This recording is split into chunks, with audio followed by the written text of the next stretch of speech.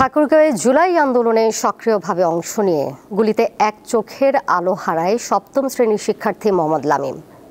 সদর উপজেলার নারবুন ইউনিয়নের এই যোদ্ধার ডান চক্ষু ঝুঁকিতে বলে জানিয়েছেন চিকিৎসকরা। এই অবস্থায় অনেকটাই থমকে গেছে লামিমের জীবনের উচ্ছ্বাস ও গতি।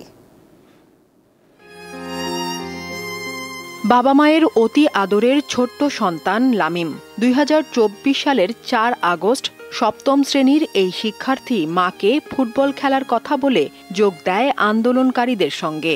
দিনভর মিছিল সহ নানা কর্মসূচিতে সে অংশ নেয়। বিকালে তার বাম চোখ গুলিবিদ্ধ হয়। দৃষ্টিশক্তি হারানোর কারণে অনিশ্চিত তার ভবিষ্যৎ। আমি মাথাটা খুলে ঘুরাইলাম, সাথে সাথে আমার চোখে গুলি লাগার পরে সাথে সাথে আমার চোখটা বন্ধ হয়ে গেল। আমি একটা ভাইয়াকে বলতেছি, ভাই আমাকে বাঁচাও। ওকে জোড়ায় ধরলাম।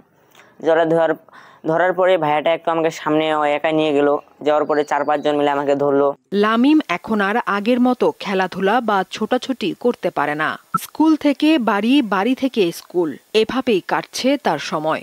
আমরা যখন গেলাম, যা দেখলাম গুলি চোখের মধ্যে লাগছে। চোখের মধ্যে লাগে একেবারে চোখের পানিটা বাইর করে দিছে বলে আগে আমার বাচ্চা বলতে আমি আর দেখতে পারি না। ডান পাশের চোখটা যেন ভালো থাকে, এই চিকিৎসাগুলো হবে। এই ছেলে যখন বলছে তখন তো পাহাড় থেকে পর্বত ভাঙে আমার মাথায় পড়লো। যদি দেশের বাইরে নিয়ে যাওয়া হয় তাহলে ও দেখতে পারবে। লামিম এখন পর্যন্ত অনুদানের 2,30,000 টাকা পেয়েছে। তার পাশে রয়েছে জেলা প্রশাসন।